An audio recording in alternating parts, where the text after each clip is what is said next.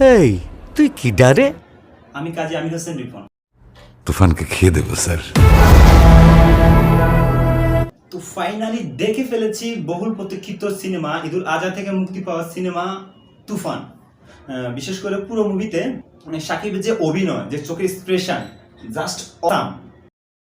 পুরা তুফান মুভিটায় শাকিব খানে উড়াধুরা অভিনয় করেছে। এখনো পর্যন্ত বলা যায় বাংলা ছবির ইতিহাসে সর্বোচ্চ রেকর্ড যেটা করেছে। এখনো পুরোপুরি টাকার অ্যামাউন্টটা আসেনি, হয়তো কিছুদিন পরে হয়তো পুরো অ্যামাউন্টটা যোগ হবে।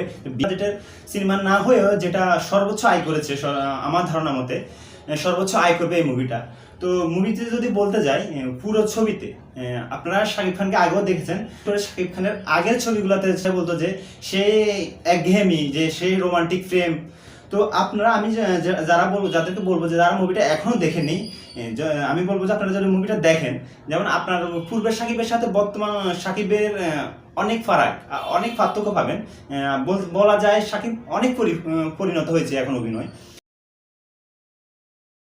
বিশেষ করে মুভির কালার নিয়ে যদি কথা বলি, কালার কম্বিনেশনটা এত চমৎকার, এত দুর্দান্ত, আপনার মনেই হবে না যে এটা বাংলা কোনো মুভি দেখতেছে। আপনার মনে হবে এটা বলিউডের কোনো আরো জনপ্রিয় কোনো মুভি।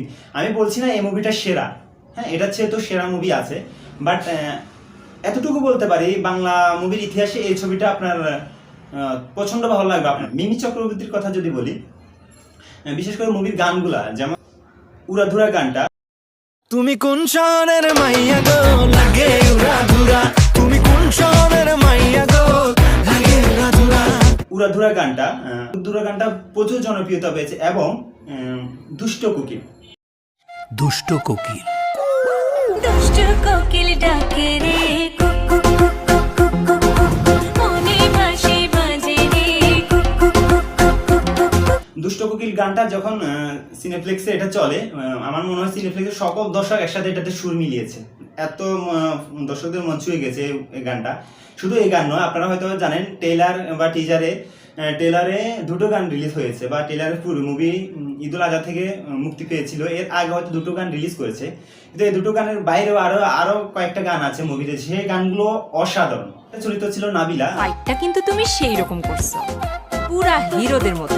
নাবিলা তার দুর্দান্ত, যতটুকু অভিনয় করেছে দুর্দান্ত অভিনয় করেছে। সেটা কথা স্পষ্ট তুলেছেন যে ছবিটা অ্যানিমেলের কপি। যারা অ্যানিমেল দেখেছিলেন রণবীর কাপুরের, তো অ্যানিমেল মুভিতে আমি এটা কপি বলবেন না, এটা আসলে ইন্সপিরেশন নেয়া, একটা অনুপ্রাণিত হয়ে ওই মুভি থেকে হয়তো একটা সিনের সাথে মিলে।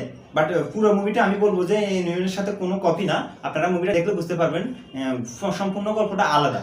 তুফানের গল্পটাই হচ্ছে আলাদা একটা গল্প। প্রথম যে গানটা, ওই গানের সাথে শাহরুখ খানের একটা গানের কিছু অংশ, কিছুটা ডান্সের দিক দিয়ে বা কিছুটা দিক দিয়ে মিল পাওয়া যায়। তো সেটাও আপনি বলতে সামান্য মিল পাওয়া গেলে আসলে যে পুরো মুভিটা যদি বিবেচনা করে আপনার চোখে এগুলো চোখেই পড়বে না। আপনি মুভির প্রশংসা করতে বাধ্য হবেন, বিশেষ করে শাকিব খানের প্রশংসা করতে বাধ্য হবেন। শাকিব খান বর্তমানে অভিনয় এখন অনেক পরিণত আগের চাইতে। যারা শাকিব খানের ফ্যান না, বা শাকিব খানকে আমি ব্যক্তিগতভাবে হয়তো শাকিব খানের ফ্যান না, বাট এখন অভিনয় দেখলে শাকিব খানকে আপনার মনে হবে অভিনয় অনেক পরিণত। আর বিশেষ করে যখন মুভির একদম মাঝামাঝি সময়ে গিয়ে অনেক দেরিতে চঞ্চল চৌধুরী ইন করে movie. CID Akram, he will find the bastard. Body দিয়ে খেলে তুফানের সঙ্গে জেতা যাবে না, খেলতে হবে মাথা দিয়ে। যখন চঞ্চল চৌধুরী এন্ট্রি নেয়, মুভিটা আরো অন্য লেভেলে চলে যায়। মনে হয় যেন মানে পুরো মুভিটাকে আপনার বোরিং ফিল হবে না, টুইস্টের পর টুইস্ট, অনেক সাসপেন্স পাবেন। যখন মনে হচ্ছে আপনি বোরিং হচ্ছেন তখনই আরেকটা টুইস্ট পাবেন। মানে পুরো মুভিটা আপনাকে হলে বসিয়ে রাখবে, চোখ ফেরাতে পারবেন। এটা যদি সুযোগ পাই তুফানকে খেয়ে দেবো স্যার। তো এই ছিল আমার আজকের রিভিউ। আমার কাছে ব্যক্তিগতভাবে মুভিটা ভালো লেগেছে। আপনারা যারা বাংলা ভাষাভাষী মানুষ আছেন, বাংলা মুভিকে ভালোবাসেন, আমি বলবো আপনারা মুভিটা দেখে আসুন, আপনাদের ভালো লাগবে। এই পর্যন্তই, আল্লাহ হাফেজ।